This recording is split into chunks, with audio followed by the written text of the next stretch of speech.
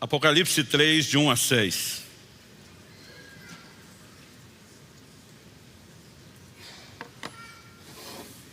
Para mim, pessoalmente, é sempre muito significativo a primeira ministração do ano para a nossa igreja. Eu sempre procuro, da parte de Deus, alguma coisa que sirva não apenas para aquele domingo, mas que de alguma forma dê, o tom quando a gente está se propondo aí nas nossas determinações de ano novo, a buscar ao Senhor. E eu creio que eu tenho uma palavra de Deus para você hoje. Então vamos lá, Apocalipse capítulo 3, do verso 1 até o verso 6. O texto diz assim: ao anjo da igreja em Sardes escreva: essas coisas diz aquele que tem os 7 Espíritos de Deus e as 7 estrelas. Conheço as obras que você realiza, que você tem fama de estar vivo, mas está morto. Fique vigiando e fortaleça o restante que estava para morrer, porque verifiquei que as obras que você realiza não são íntegras na presença do meu Deus. Lembre-se, pois, do que você recebeu e ouviu. Guarde-o e arrependa-se. Se você não vigiar, virei como ladrão, e você de modo nenhum saberá em que hora virei contra você. Mas você tem aí em Sardes umas poucas pessoas que não contaminaram as suas vestes. Elas andarão comigo vestidas de branco, pois são dignas. O vencedor será assim vestido de branco, e de modo nenhum apagarei o seu nome do livro da vida. Pelo contrário, confessarei o seu nome diante de meu Pai e diante dos seus anjos. Quem tem ouvidos, ouça o que o Espírito diz às igrejas. Pai, nós suplicamos a orientação, a direção do Teu Espírito Santo. Reconhecemos nossa limitação, tanto em comunicar como em receber a Tua palavra, e te pedimos que o Senhor nos leve além dessa esfera meramente humana e natural de entendimento. Nós oramos que os olhos do entendimento de cada um sejam iluminados pela ação do Teu Espírito Santo, o Espírito da verdade. Nós te pedimos que o Senhor nos conduza, ó Deus, a mais do que um mero material de reflexão momentânea que cesse depois. Nós oramos que a Tua palavra seja recebida, nós oramos que haja correspondência, nós oramos que a Tua palavra produza os devidos frutos em nome de Jesus e para a glória de Deus. Amém. Bom, o livro do Apocalipse tem esse nome porque a palavra Apocalipse, no original grego, ela significa revelação. Aliás, na língua portuguesa, nós utilizamos o nome grego da palavra revelação, que é Apocalipse. Mas, por exemplo, na língua inglesa, o título do livro é Revelação. E quando você olha o verso 1 do capítulo 1, a Bíblia chama de revelação de Jesus Cristo, a qual Deus lhe deu para mostrar aos seus servos as coisas que em breve devem acontecer, e que ele, enviando seu anjo, deu a conhecer ao seu servo João. O verso 2 diz que atestou a palavra de Deus e o testemunho de Jesus Cristo quanto a tudo que viu. Então a revelação que o próprio Deus comunica a Jesus, que por meio de um anjo notifica João, que por sua vez comunica isso à igreja. O verso 3 começa dizendo: bem-aventurado aquele que lê e bem-aventurados aqueles que ouvem as palavras da profecia e guardam as coisas nelas escritas, pois o tempo está próximo. Estou dizendo isso porque para muito crente o Apocalipse é um livro assustador, sem contar que para muitos há um grande desafio em relação à questão de interpretação. Mas antes de falar a respeito de juízo, quando João está identificando a mensagem que ele recebe da parte do Senhor e que ele tem para comunicar, ele fala no verso 11 que ele ouviu uma voz forte como de trombeta dizendo: escreva num livro o que você vê e mande-o às 7 igrejas: Éfeso, Esmina, Pérgamo, Tiatira, Sardes, Filadélfia e Laodiceia. Todas essas 7 igrejas eram igrejas da Ásia. Particularmente aqui o texto que nós lemos do capítulo 3 é a mensagem dirigida à igreja de Sardes. Toda a mensagem do livro do Apocalipse é dirigida aos crentes de toda a época e de todos os lugares, quando falamos do livro como um todo. Mas nos capítulos 2 e 3 nós temos essas 7 cartas específicas dirigidas a igrejas locais. Só para contextualizar, imagine hoje o Senhor falando com 7 igrejas diferentes, cada uma vivendo uma história e um comportamento, e o Senhor de forma personalizada estava tratando com cada um deles. Mas obviamente tudo isso foi registrado porque o Senhor queria que nos alcançasse, e a Bíblia nos mostra que a bem-aventurança em tudo aquilo que nós podemos receber. No verso 19, Jesus diz para João: escreve as coisas que você viu, as que são e as que depois dessas hão de acontecer. O Apocalipse pode ser dividido basicamente nesses 3 aspectos: as coisas que viste, as que são e as que hão de acontecer. As coisas que viste, no capítulo 1, ele descreve a visão que ele teve e como ele recebe a mensagem do resto do livro. As coisas que são, ele se dirige a essas igrejas falando do que estava acontecendo naquele tempo, naquele momento. Mas o Senhor diz: e as coisas que hão de acontecer. A partir do capítulo 4, todo o tom do livro sinaliza os eventos finais e que hão de acontecer. Então, para contextualizar, quando estamos lendo o capítulo 3, do verso 1 a 6, como lemos, isso era a realidade da igreja de Sardes naqueles dias. No entanto, Deus queria que eu e você soubéssemos como Ele tratou com a igreja daqueles dias, daquela época. Por quê? Porque essas verdades, de alguma forma, também nos atingem. Basicamente, nós precisamos reconhecer que ao dirigir-se a um grupo que ele intitula como igreja, ele está falando de uma comunidade dos santos, dos salvos, daqueles que experimentaram a salvação em Jesus. Mas a advertência trazida a esse grupo me traz temor, porque ainda no verso 1, ele diz: conheço as obras que você realiza, que você tem fama de estar vivo, outra tradução diz: tem nome de que vives, mas está morto. Então o Senhor diz: vigie, ou fique vigiando, fortaleça o restante que está para morrer. Ou seja, a morte está se instalando, mas ainda não necrosou tudo. As coisas ainda podem piorar, como também podem melhorar, podem ser revertidas. Então ele está dizendo claramente: fortaleça o restante que estava para morrer. E diz: porque verifiquei que as obras que você realiza não são íntegras na presença de meu Deus. A partir dessa advertência vem a mensagem de conserto. Lembre-se, pois, do que você recebeu e ouviu. Volte à essência do Evangelho, aquilo que te foi anunciado desde a origem.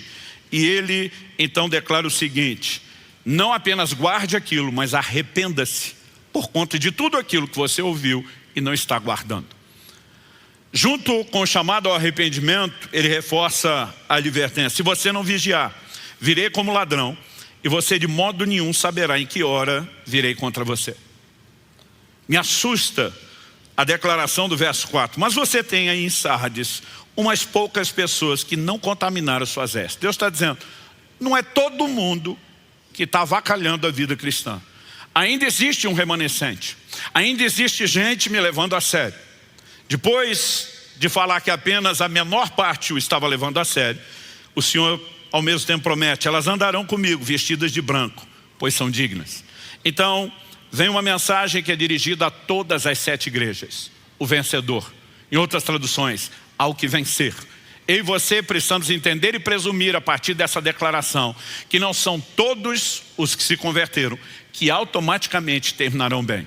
Mas o Senhor está dizendo: ao que vencer, o vencedor será assim vestido de branco, e de modo nenhum apagarei o seu nome do livro da vida. Pelo contrário, confessarei seu nome diante de meu Pai e diante dos seus anjos. Quem tem ouvidos, ouça o que o Espírito diz às igrejas. Em outras palavras, Deus está dizendo: presta atenção, porque o assunto é sério, é delicado e não pode ser ignorado. Bom, uma vez que ele está se dirigindo à comunidade dos santos, dos salvos, do que já passaram por conversão, o que eu digo que me enche de temor é a declaração: se você me levar a sério, não contaminando as suas vestes, andando comigo vestido de branco, de forma alguma eu vou apagar o seu nome do livro da vida. Porque ele faria uma promessa de não apagar o nome, se o nome não pudesse ser apagado. Sabe, eu desde criança fui exposto a um ambiente de ensino bíblico que tinha uma mensagem mais ou menos assim: uma vez salvo, sempre salvo. E até hoje eu vejo pessoas sinceras e não necessariamente mal intencionadas que têm apresentado um evangelho que, em outras palavras, se resume: não importa a forma como você vive, se você garantiu a conversão, está tudo certo até o final. E essa não é a mensagem bíblica. O Senhor está dizendo, o que vencer, seu nome não será apagado. Então o que não vencer, vai acontecer o que com ele? Normalmente a gente usa Mateus 10:32, se você me confessar diante dos homens, eu vou te confessar diante do Pai. Como se fosse só a confissão da conversão. O Senhor está dizendo, me confessar é mesmo depois de convertido, preservar tudo aquilo que você ouviu desde o início. E se você não sustentar isso, eu não sustento minha confissão sobre você diante do Pai. Então nós temos uma mensagem clara de advertência que precisa dar o tom de seriedade, que é aquele que eu espero que seja com o qual você receba a palavra de hoje. O Senhor fala, você tem nome de que vive, tem fama de estar vivo, mas está morto. Vamos fazer uma breve recapitulação doutrinária do que é que aconteceu conosco quando nós nos convertemos. Efésios capítulo 2, verso 1 diz assim, Ele lhes deu vida quando vocês estavam mortos em suas transgressões e pecados. O que acontece na conversão? A gente sai de um estado de morte espiritual e a gente é vivificado. Nos versos 4 a 6 de Efésios 2, a Escritura continua e pontua, mas Deus, sendo rico em misericórdia, por causa do seu grande amor com que nos amou, estando nós mortos em nossas transgressões, nos deu vida juntamente com Cristo, pela graça vocês são salvos, e juntamente com Ele nos ressuscitou, e com Ele nos fez assentar nas regiões celestiais em Cristo Jesus. Ele nos deu vida, Ele nos ressuscitou, porque a nossa condição antes da conversão era de morte espiritual. O que Ele proporcionou? Vida. A partir do momento que eu e você saímos da morte do pecado e entramos na vida em Cristo, nós não podemos presumir que esse estado de vida seja inalterável. Ele está dizendo para a gente que saiu daquela morte espiritual, você tem nome de que vive, tem fama de estar vivo, mas está morto. Ele diz, o processo de necrosação já começou, dá para interromper, dá para reverter, mas a morte pode voltar a se instalar. Mas que houve essa regeneração, indiscutível. Lucas 15:24, quando Jesus se refere ao filho pródigo, a frase usada naquela parábola é, ele estava morto e reviveu. Essa foi a condição do que eu e você passamos espiritualmente. Agora há um paradoxo na vida cristã. Ele nos tira da morte do pecado para um lugar de vida espiritual. Mas agora que Ele nos vivificou, Ele nos chama para morrer. A mensagem que poderia ser apresentada como cerne da obra de santificação do Evangelho, diz respeito à mortificação. Em Romanos 12:1, Paulo diz, portanto, irmãos, pelas misericórdias de Deus, peço que ofereçam seu corpo como sacrifício vivo, santo e agradável a Deus. Esse é o culto racional de vocês, que oferecer o corpo como sacrifício vivo. Eu tenho repetido isso aqui, sacrifício vivo é um paradoxo, porque sacrificar é matar. Como é que o sacrifício é vivo? Paulo mata ou não mata? Paulo está dizendo mata, mas não é literal o seu corpo. O que é que eu mato? Em Colossenses 3:5, a Escritura diz, portanto, façam morrer tudo que pertence à natureza terrena. Ele está dizendo, mata o que está dentro do corpo, sua carnalidade, não o corpo. Mas se você me acompanhar em Colossenses 3, depois dele declarar no verso 5, façam morrer tudo que pertence à natureza terrena, vem a descrição do que é isso. Imoralidade sexual, impureza, paixões, maus desejos e avareza, que é a idolatria. Por causa dessas coisas é que vem a ira de Deus sobre os filhos da desobediência. Vocês também andaram nessas mesmas coisas no passado, quando viviam nelas. Agora, porém, abandonem igualmente todas essas coisas, ira, indignação, maldade, blasfêmia, linguagem obscena no falar. Não mintam uns aos outros, uma vez que vocês se despiram da velha natureza com as suas práticas e se revestiram da nova natureza que se renova para o pleno conhecimento, segundo a imagem daquele que o criou. Na mensagem bíblica, seja aqui em Colossenses, em Efésios 4:22-24, despisse do velho homem, revestir-se do novo homem, ou despisse da velha natureza, revestir-se da nova. É mudança de comportamento. E nós precisamos entender que isso é apresentado numa perspectiva de que abandonar o velho comportamento é fazer morrer a velha natureza. Então ele nos tira de um lugar da morte espiritual do pecado, nos vivifica, mas ele está dizendo, para você permanecer aqui, você tem que fazer morrer o que te manteve no estado de morte. Porque ou você mata a morte, aquilo que te fará morrer, ou ela vai se manifestar em você mesmo depois de uma experiência de conversão. Quando eu olho para o ensino do Novo Testamento, fica claro para mim que mesmo tendo recebido uma nova vida, é nossa responsabilidade decidir se nós vamos permanecer na nova realidade, na nova natureza, na nova criação ou na velha. Em Romanos 8:13 a Bíblia diz, porque se vocês viverem segundo a carne caminharão para a morte. Mas se pelo Espírito mortificarem os feitos do corpo, certamente viverão. Então, o paradoxo da vida cristã é: Deus nos tira de um estado de morte, manifesta em nós vida. Ele diz: mas para que a vida funcione, você tem que continuar morrendo porque te matava. Senão a vida deixa de operar em você. Quando nós olhamos para a essência da obra da santificação, que é o desenvolvimento da salvação, nós precisamos reconhecer que a mortificação, da carne, o domínio próprio, a subjugação da velha natureza, é a essência da continuidade do processo que iniciou-se na conversão. E quando a gente olha por essa perspectiva, algo que nós precisamos entender, e eu quero usar aqui a declaração de um camarada chamado Richard Sibes, e diz: o cristão é uma pessoa estranha. Ele está tanto morto como vivo. E a partir disso, eu e você precisamos entender o seguinte: quando falamos do cristão, ele saiu da morte espiritual, foi regenerado.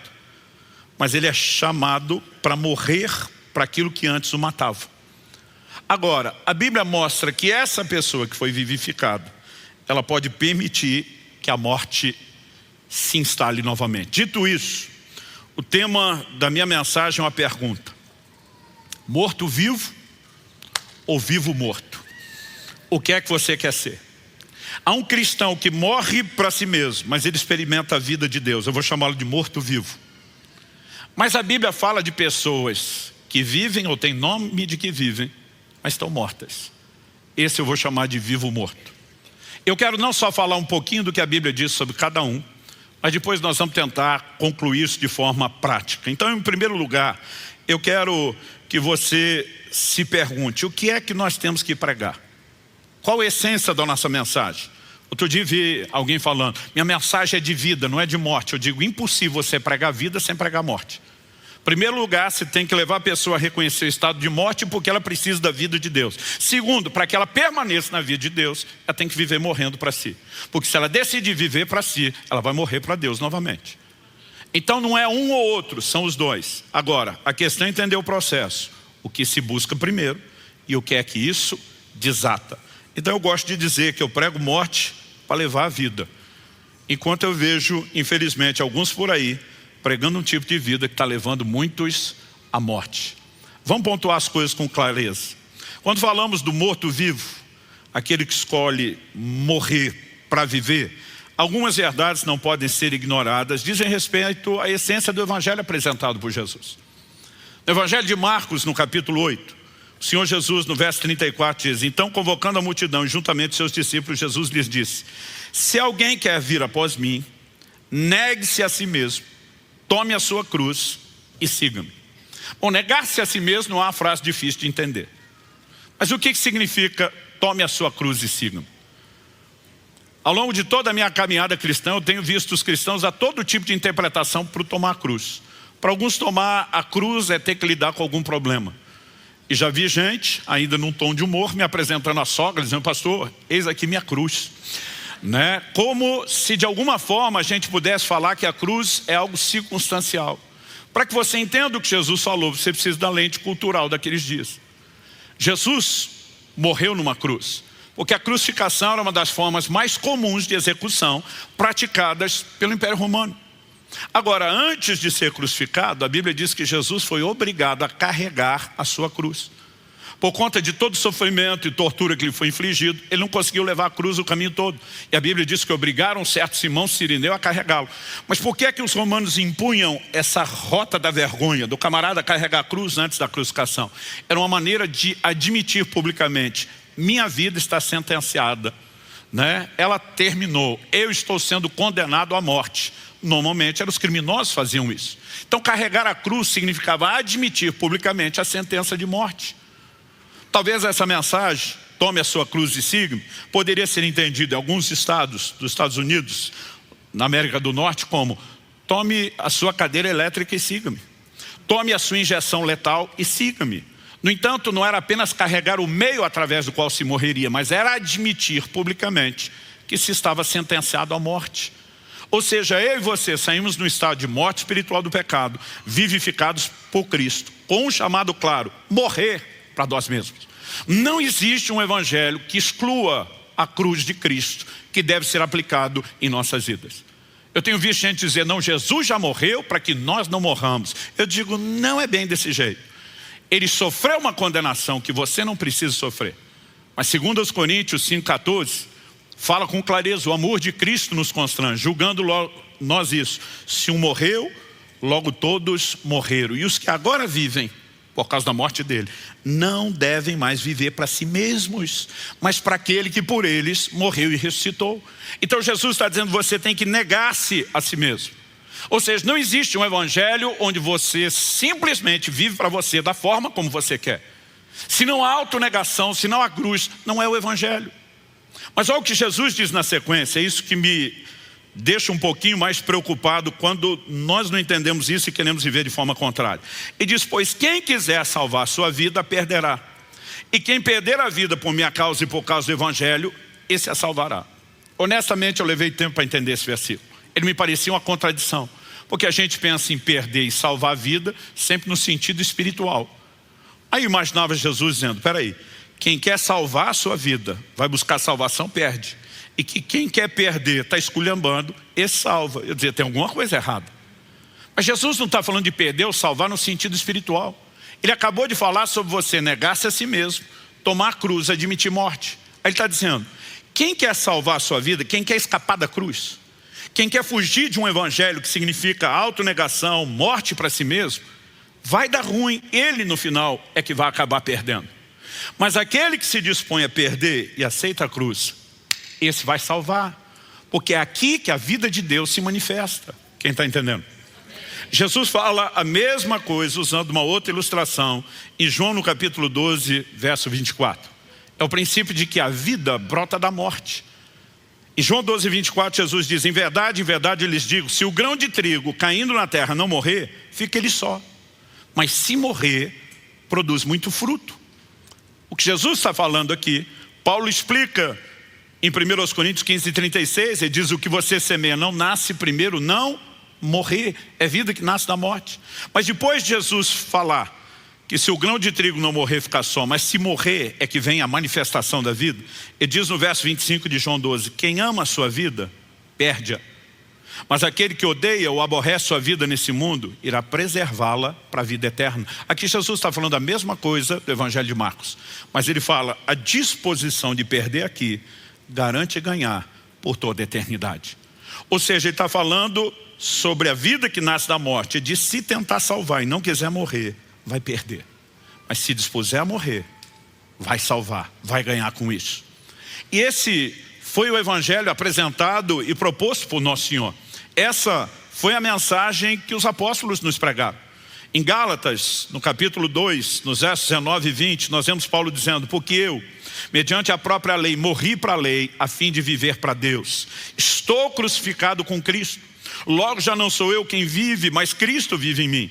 E esse viver que agora tenho na carne, vivo pela fé no Filho de Deus, que me amou e se entregou por mim. Estou crucificado com Cristo. E diz aquilo que Cristo falou sobre tomar a cruz. E diz, eu admiti isso. Eu decidi viver isso. Ele não está falando apenas da identificação na obra realizada, mas ele fala sobre um estilo de vida. A forma como agora vamos viver o evangelho significa que eu e você precisamos não só nos apropriar de uma morte substitutiva que nos poupa de morrer, mas que nos permite morrer com ele. Não no sentido da morte espiritual que nós merecíamos, mas justamente morrer para aquilo que nos matava, para preservar a vida que ele tem nos oferecido. Quem está entendendo? Quando olhamos para a Escritura, o princípio de morrer para viver é muito claro. Quando eu considero esse paradoxo, olha o que Paulo diz em 2 Coríntios 4, de 10 a 11, que é o paradoxo do morrer e o viver.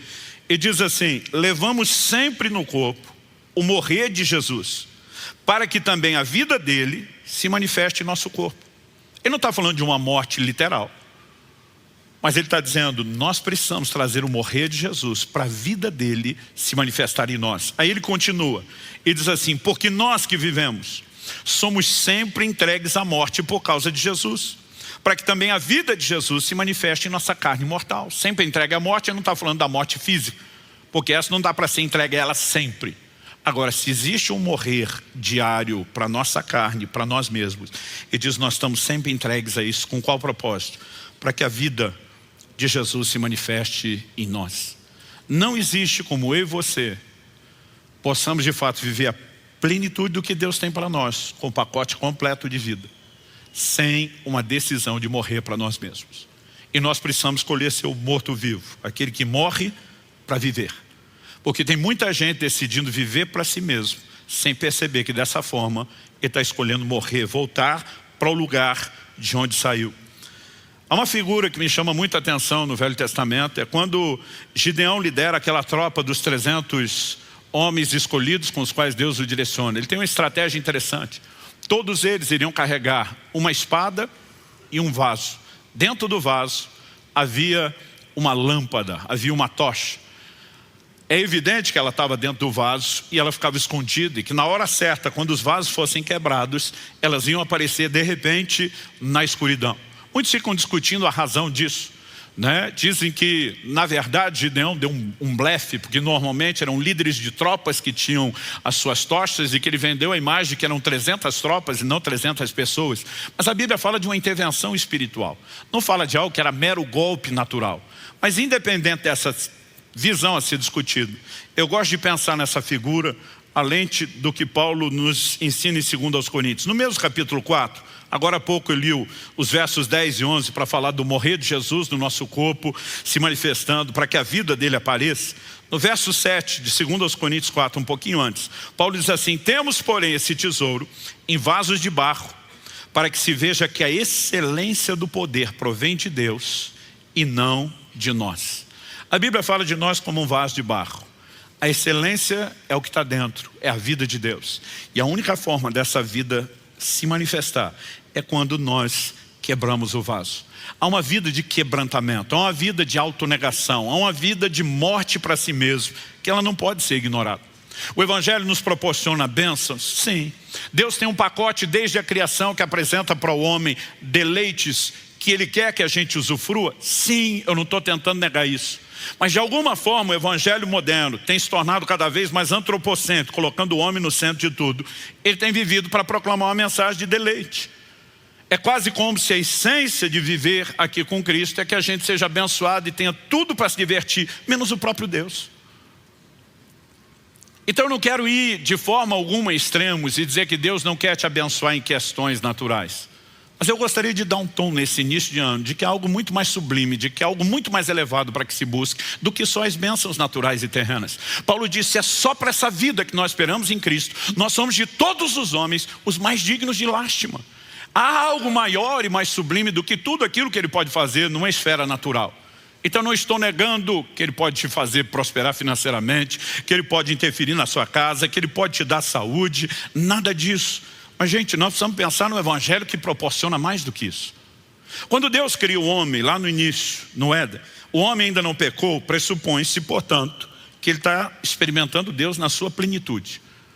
E ainda que ele tenha livre acesso à presença de Deus, de alguma forma Deus disse, eu quero que você tenha outros tipos de alegrias e deleites. Então a Bíblia diz que Deus fez todo tipo de árvore frutífera, dizendo, pô, você pode comer de tudo, menos dessa. Havia restrição para uma única, porque aquela única tinha restrição, porque Deus disse, se você tentar avançar esse limite proibido, você vai tentar entrar num nível de prazer que vai comprometer o que você tem comigo.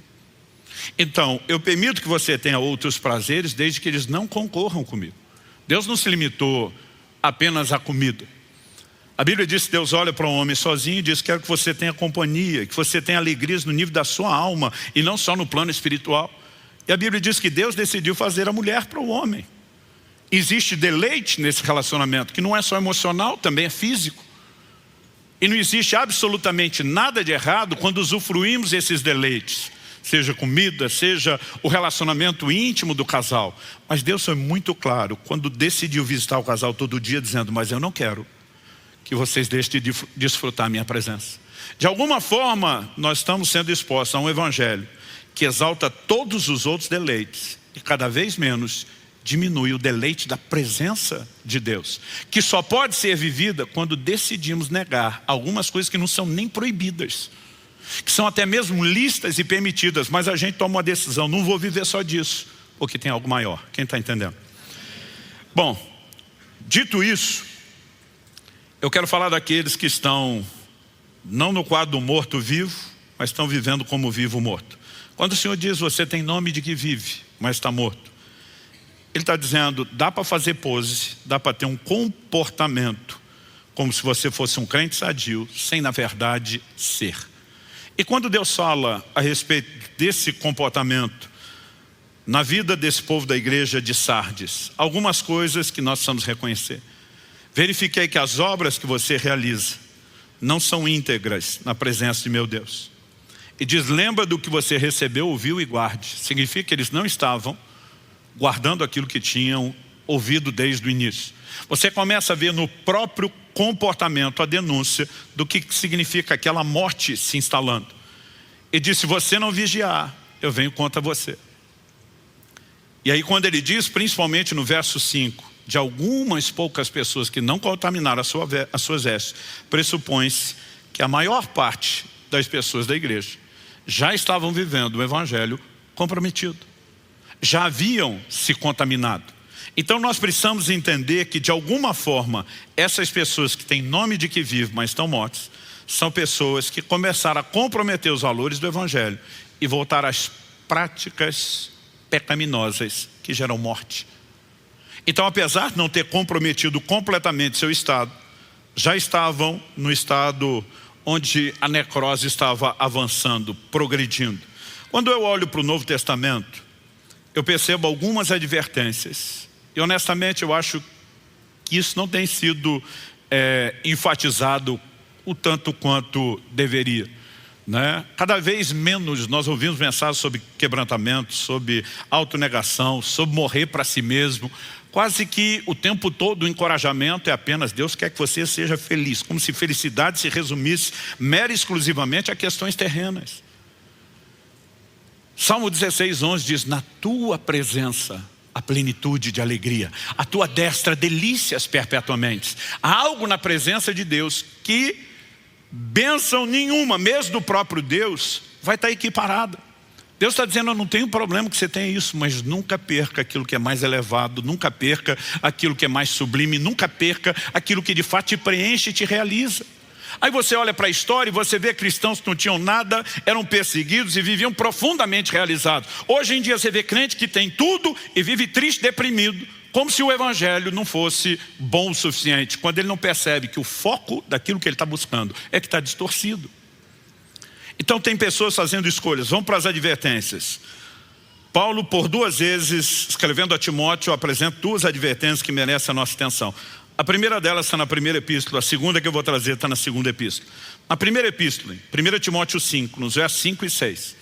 O contexto, ele está falando das viúvas, quais deveriam ser sustentadas pela igreja. Ele está dizendo aquelas que não tinham arrimo de família deveriam ser acolhidas, mas que as que tinham, as famílias deveriam sustentar. É uma orientação pastoral prática. Mas no meio disso vem um comentário. Paulo diz assim, aquela que é viúva de fato, não tem arrimo de família, e dizem, não tem ninguém para cuidar dela, espera em Deus e persevera em súplicas e orações noite e dia. E diz, o comportamento de alguém que está vivendo na dependência de Deus, persevera em orações e súplicas noite e dia. Agora olha o que ele diz. Entretanto, a que se entrega aos prazeres, mesmo viva, está morta. Ele simplesmente vai dizer, olha, presta atenção na que está se entregando a Deus e na que não. Na hora de você fazer a lista de quem a igreja vai cuidar. Mas ele não chama atenção para algo que normalmente a gente não para perceber. Ele fala de uma pessoa que persevera na oração e na súplica, noite e dia, em plena dependência de Deus, porque não tem nada para extrair na dimensão natural de ninguém. Aqui não é nem mais a questão de prazeres, é de sobrevivência. Mas a Bíblia fala de uma outra que se entrega aos prazeres, em vez de buscar Deus. E diz, essa mesmo viva, vida biológica, está morta espiritualmente. Ele está falando de gente dentro da igreja. Assim como Jesus, falando da igreja de Sardes, ele está falando de gente morta dentro da igreja. Agora, olha a advertência da segunda epístola. 2 Timóteo capítulo 3, de 1 a 5. E diz, mas você precisa saber disso. Nos últimos dias sobrevirão tempos difíceis. A maior parte das pessoas, quando lê a advertência bíblica sobre os tempos difíceis, ele imagina circunstâncias. Pastor, a Bíblia fala de guerras e rumores de guerra, que existe desde o início da humanidade. A Bíblia fala de pestes, que existe desde o início da humanidade. Obviamente, Jesus fala no final dos tempos sobre o que é traduzido como o princípio das dores. Isso é uma alusão às dores de parto. Quando está chegando o momento da mulher dar à luz, as contrações começam e elas vão se tornando cada vez mais fortes e com períodos cada vez menores. Pressupõe-se que no tempo do fim as mesmas coisas sempre aconteceram, iam acontecer com mais intensidade em tempos menores. Mas, se por um lado há esse clara advertência do que vai acontecer no tempo do fim, nós temos hoje capacidade, por conta de todo o desenvolvimento, principalmente da tecnologia, de viver um estilo de vida hoje que é muito melhor do que antigamente.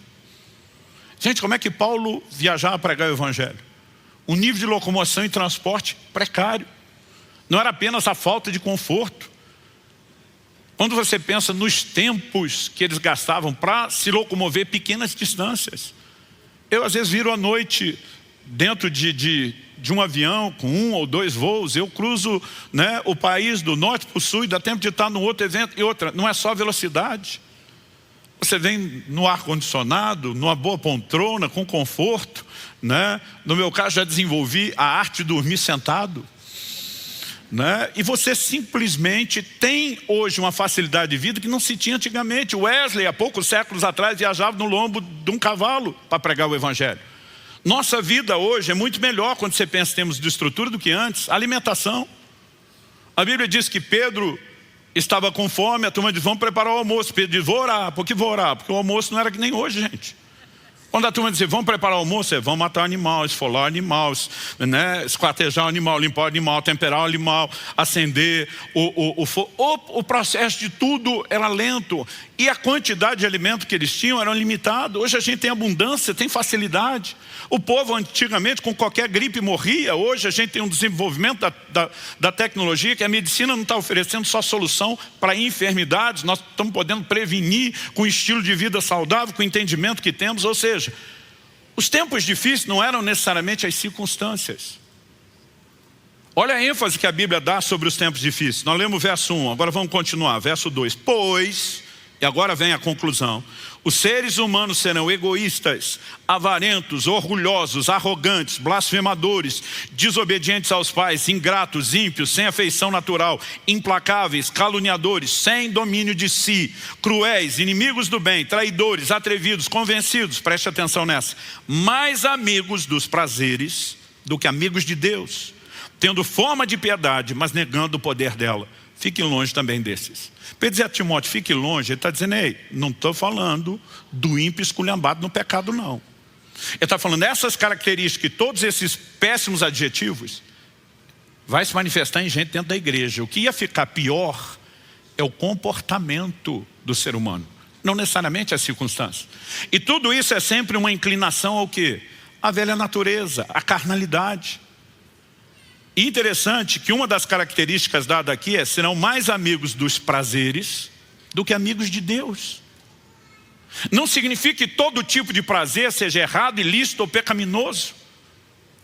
Mas essa paixão absurda, essa entrega o tempo todo por aquilo que é prazeroso no nível carnal, tem nos custado mais do que a gente imagina, tem impedido a transformação. Enquanto a humanidade segue avançando, evoluindo num monte de coisa, o comportamento piora. Alguns dizem, não, os bárbaros de antigamente não tinham educação. Nós temos como nunca houve, o comportamento humano segue piorando. Porque o que o homem precisa para viver transformação é morrer para si e viver para Deus. Mas quando o evangelho começa a manter só a aparência de piedade, vamos ter cara de crente, linguajar de crente, mas nega a essência da piedade, que é a morte para si mesmo, a tragédia está estabelecida. Agora, quando você pensa a frase, mais amigos dos prazeres do que de Deus, eu repito o que eu falei antes, Deus não está em momento algum dizendo que nós não podemos ter prazeres. O problema é que quando a pessoa quer estar mais para cá do que para lá. Mais amigos dos prazeres do que de Deus. Então o camarada consegue passar horas maratonando seriado.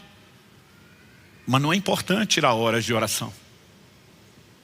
Ele consegue passar horas se divertindo, mas não consegue gastar horas na palavra de Deus. É importante unir e festejar, e gente,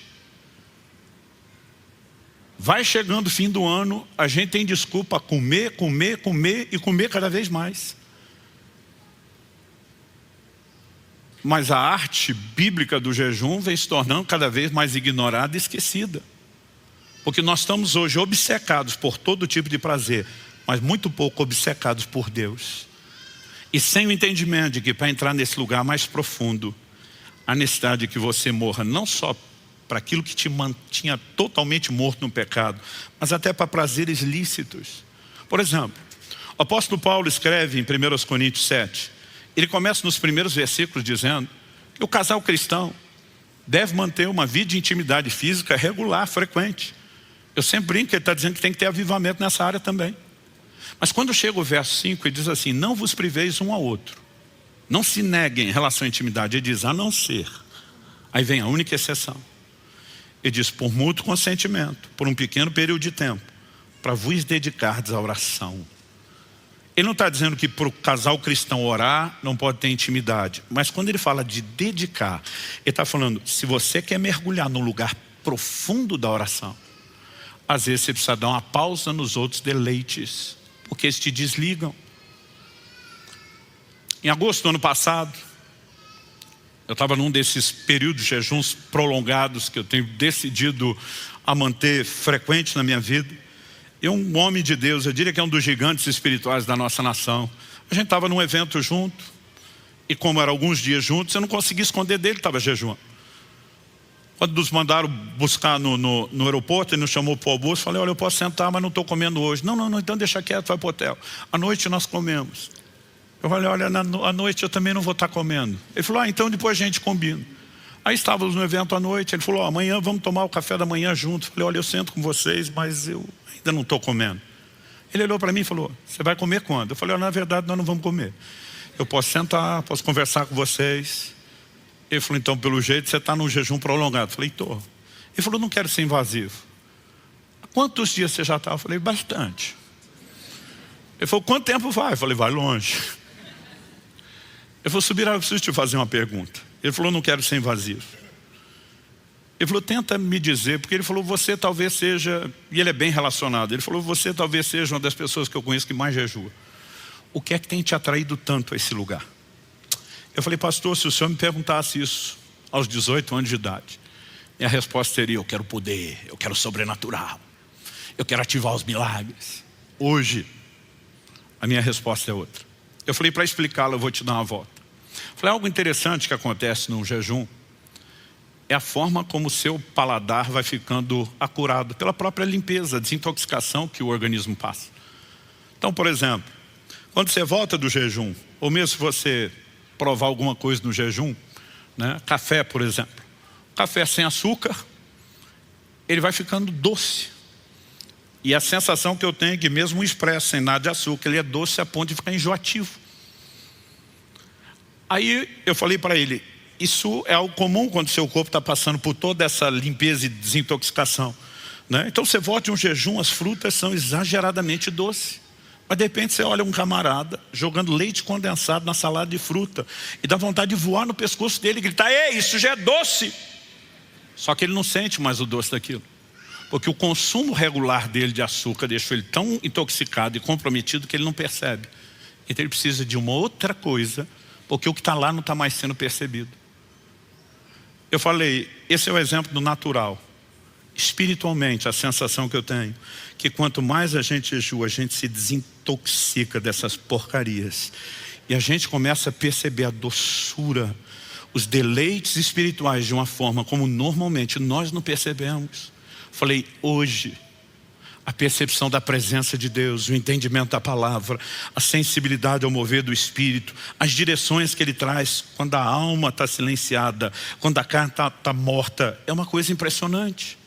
E nessa hora você começa a entender o que é ser mais amigo de Deus do que dos deleites. Mas quando nós queremos ser mais amigo dos deleites do que de Deus, dos prazeres, nós não vamos viver a plenitude do que Ele tem. Quem está entendendo? A Bíblia está falando de gente frequentando a igreja, com o nome de que vive, mas está morto. Tal Walking Dead versão gospel. A turma olha e está movimentando, está fazendo escolha, mas a morte está se instalando. E o pior, ela pode ser tão intensa que o leve ao lugar de onde ele saiu. John Owen, pregador de santificação dos séculos passados, dizia: Jesus Cristo não leva para o céu ninguém que Ele não tenha santificado na terra. Essa cabeça vive não admite membros mortos. E essas advertências precisam ser trazidas ao meu e ao seu coração. Bom, para terminar, além desse chamado de entender o que é escolha, o que eu e você precisamos de fato fazer, Romanos capítulo 8, verso 13, quando eu falei no início de quem se inclina para a carne caminha para a morte, mas quem se inclina para o Espírito para a vida, eu acho que esse texto tem que ser lido dentro de um contexto. Eu já apresentei a visão do que é morrer para viver, que é o morto-vivo, do que é viver como morto, que é o vivo-morto. Mas de forma prática, o que é que eu e você precisamos fazer? Jesus fala de alguém que estava morto e reviveu. Então, a condição de quem não se converteu é de morte espiritual. Para quem sequer experimentou a vida, o que essa pessoa precisa? Efésios 2,8 diz: pela graça sois salvos mediante a fé. Isso não vem de vós, é um dom de Deus, não vem das obras para que ninguém se glorie. E nós começamos a pregar um evangelho que salva. Mas muitas vezes nós só falamos da fé. Jesus dizia: arrependei-vos e crede no evangelho. Ele mandou que seus apóstolos pregassem o arrependimento e a fé. Então nós sabemos que essa pessoa precisa de arrependimento e fé. Agora, o que acontece com alguém que saiu daqui, foi vivificado, mas depois de vivificado, começou a necrosar. O seu comportamento passou a reproduzir o estilo de vida de antes. A morte começou a prevalecer e impedi-lo de provar dessa vida. Essa pessoa precisa de restauração. E há níveis onde isso pode acontecer. Para aquela igreja ele está dizendo: olha, consolida o que estava para morrer. Ele disse: você não morreu por completo. A necrose está avançando, está progredindo. Você pode não só fazer pará-la de avançar, mas você pode reverter o quadro. Como? Ele diz: arrependa-se. Mas há pessoas que voltaram exatamente ao lugar que saíram. Por exemplo, no livro de Tiago, no capítulo 5, nos versos 19 e 20, a Bíblia diz: meus irmãos, se alguém entre vocês se desviar da verdade, aí diz assim: e alguém o converter, saibam que aquele que converte o pecador do seu caminho errado, salvará da morte a alma dele e cobrirá uma multidão de pecados.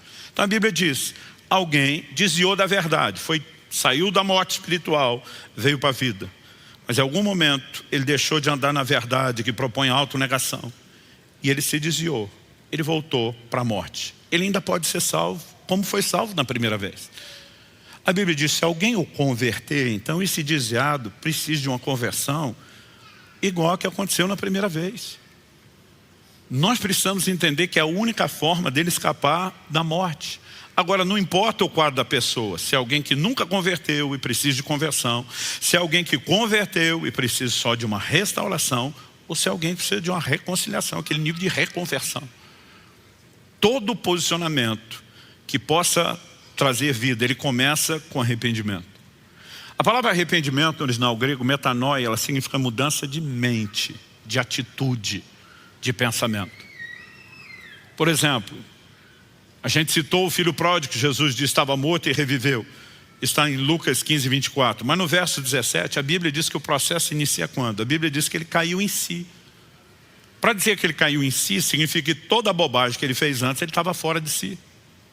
Assim como Pedro, quando negou Jesus, e a Bíblia diz o galo canta, ele lembra a advertência de Jesus. A Bíblia diz que Pedro, caindo em si, chorou amargamente. Significa que ele estava fora de si. É por isso que estava negando o Senhor. Então nós precisamos de uma consciência, reconhecer o nosso estado, então decidir mudar. Eu preciso da mudança, que sozinho eu não vivo, mas que me submetendo a Deus eu posso viver. Não há morte que prevaleça quando eu e você nos inclinamos à vida que Deus disponibiliza. Em Ezequiel 37, a nação está vivendo o pior período da apostasia da sua história. Eles estão dizendo, acabou-se a nossa esperança. É nessa hora que Deus dá uma visão para o profeta Ezequiel. Tem uma mensagem sólida de esperança para comunicar à nação. Deus mostra um vale de ossos secos. Não era só um cemitério. Aqueles ossos estavam todos misturados, espalhados, sequíssimos. Aí Deus pergunta para o profeta, podem esses ossos voltar a viver? E o profeta gentilmente diz para Deus, tu sabes. Tipo assim, me arrisco a falar nada. O Senhor sabe tudo, eu não sei de nada. Mas o que ele está dizendo nas entrelinhas, não boto fé nisso não. Não boto minha mão no fogo por esses ossos. Como é que isso vai voltar a viver? Mas aí Deus começa a dizer para eles, profetiza sobre os ossos. Começa a dizer, vento que vem dos 4 cantos, sopra sobre esses ossos. E aí nós temos uma cena linda, extraordinária, de como aqueles ossos passam por um processo. Interessante esse processo, eu acho que ele nos ensina muito. A Bíblia diz que cada osso começa a juntar o seu osso, há uma ordem, né? Há uma estrutura, começa a aparecer tendões, ligamentos que vão manter, a carne começa a preenchê-los, a pele se estende, mas a Bíblia diz que depois se levanta um exército poderoso quando a vida é soprada. Agora, para que houvesse toda aquela vida, eles dependiam de um sopro externo, de algo que viesse de fora. Quando a Bíblia fala do cristão, ela fala de um recurso que é interno. Então vamos voltar no Romanos 8, para entender o verso 13, vamos começar no 9. E diz, vocês porém não estão na carne, mas no Espírito. Se de fato o Espírito de Deus habita em vocês. E se alguém não tem o Espírito de Cristo, esse tal não é dele. Se porém Cristo está em vocês, na pessoa do Espírito Santo, o corpo na verdade está morto por causa do pecado, mas o Espírito é vida por causa da justiça. Se em vocês habita o Espírito daquele que ressuscitou Jesus dentre os mortos, o mesmo Espírito que também ressuscitou os ossos da visão de Ezequiel 37, esse mesmo que ressuscitou Cristo dentre os mortos, vivificará também o corpo mortal de vocês, por meio do seu Espírito que habita em vocês. Assim, pois, irmãos, somos devedores, não à carne, como se estivéssemos obrigados a viver segundo a carne. Porque se vocês viverem segundo a carne, caminharão para a morte. Mas se pelo Espírito mortificarem os feitos do corpo, certamente viverão. Há um lugar nessa caminhada da vida espiritual, onde eu e você começamos a nos inclinar ao domínio do Espírito. Não é só o poder do Espírito, não são só os dons, não são só as manifestações, mas a capacidade dele de reinar sobre mim e sobre você. Jesus propôs um evangelho que, se eu e você não entendemos o que é a morte para nós não vamos viver. Como que você vira a face para alguém que te bateu nela? Como que você vira a outra? Eu não consigo imaginar um crente dizendo, não, estava esperando o dia inteiro por essa oportunidade de levar um tabefe e expressar o amor de Jesus que espontaneamente brota de mim. Naquele momento você tem que decidir morrer para você. Quando Jesus disse, se obrigar a caminhar 1 milha, vá a 2ª. Você decide morrer para você. E disse, se alguém quiser tomar a sua capa, entrega junto à túnica. Imagina que a capa é o casaco. Ele disse, só estão querendo levar a parte de cima, entrega o resto. Como que nós vamos viver o evangelho de perdão que Jesus nos ensinou sem morte para nós mesmos? É justamente por não viver esse evangelho onde morre para si, mas buscar só o prazer, que a maioria dos crentes está que diz, não consigo viver isso. E sabe o que é o pior? Eles acham que viver isso é perda. Então eles ficam tentando se salvar. Não, eu tenho que viver um misto de evangelho, que dê para eu curtir Deus e as coisinhas sem perder todos esses prazeres. Mas Jesus está dizendo, criatura, entenda que se você não quiser perder, você nunca vai salvar, você nunca vai ganhar. E diz, mas se você dispuser a perder, você vai ganhar. O que você precisamos entender? Que santidade, dizer não à carne, não é perda, é ganho. O que você precisamos entender? Que entrar num lugar de perda, não é perda, é ganho. Na cabeça de alguns crentes, perdoar é perder. Eu não vou lutar por aquilo que é justo, eu não vou me vingar, eu vou ser uma pessoa passiva, frouxa, estou perdendo. Não, você está ganhando. E se a mentalidade não mudar, nós jamais vamos viver plenamente a vida que Deus tem para nós. Mas isso é uma escolha. E cada vez que Deus nos chama um exame e diz, tem morte aí, cuida, porque se você não parar essa morte, o resto vai terminar de morrer. Mas ao mesmo tempo vê ele dizendo, arrependa. Ele está dizendo, não estou te confrontando porque acordei hoje querendo implicar com alguém. Ele está dizendo, eu te amo tanto que eu não quero te perder, e eu vou lutar por você, o que for preciso e necessário. Basicamente ele está dizendo, eu não morri para você viver meio evangelho, um evangelho meia boca. Eu me entreguei para que você vivesse o pacote completo. Então você precisa entender a resposta completa para viver as consequências plenas que o evangelho pode proporcionar. Então ele está dizendo, se você está se perdendo, arrependa e decida viver da forma correta. Pastor, eu acho que o necrosé inteiro, se converta novamente e volte-se ao Senhor. Feche seus olhos por um instante, eu gostaria que nós orássemos juntos.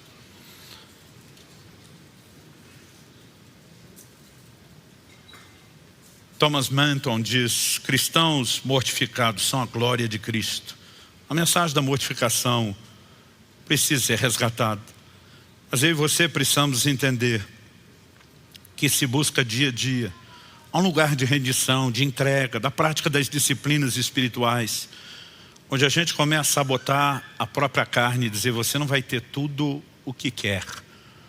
Você vai ter aquilo que é lícito, nas devidas doses, sem que você me faça tornar-me mais amigo dos deleites, dos prazeres do que de Deus. Há uma escolha a ser feita. Essa escolha requer posicionamento, requer decisão. Talvez nessa manhã, ao examinar, se diga, pastor, eu não estou vendo sinais de morte na minha vida, que pelo menos fique a advertência de que a qualquer hora, se você não cuidar, ela pode começar a se instalar novamente. Mas se você quer ser confessado diante do Pai, se você quer um nome que não seja apagado, você tem que escolher viver vestido de branco. Você tem que escolher não se entregar às impurezas. Você tem que escolher valorizar os verdadeiros deleites que vêm da intimidade com Deus, da comunhão com Deus. Não há nada nesse mundo que se compare a esse lugar.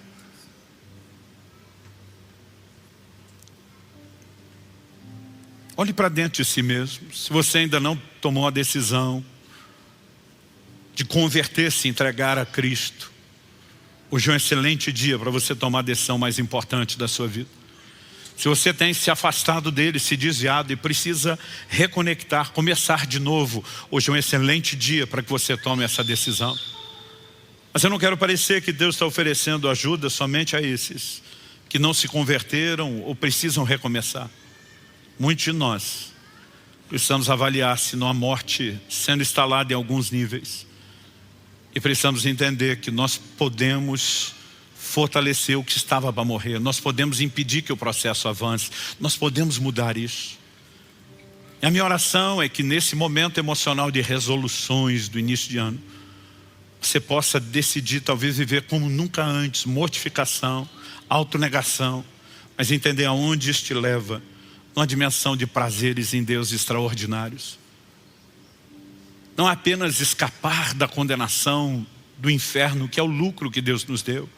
A capacidade de desfrutar de quem Ele é algo maior do que nós temos mensurado ou percebido. Então eu quero que você fale com Deus do seu jeito, da sua maneira, se avalie, se questione.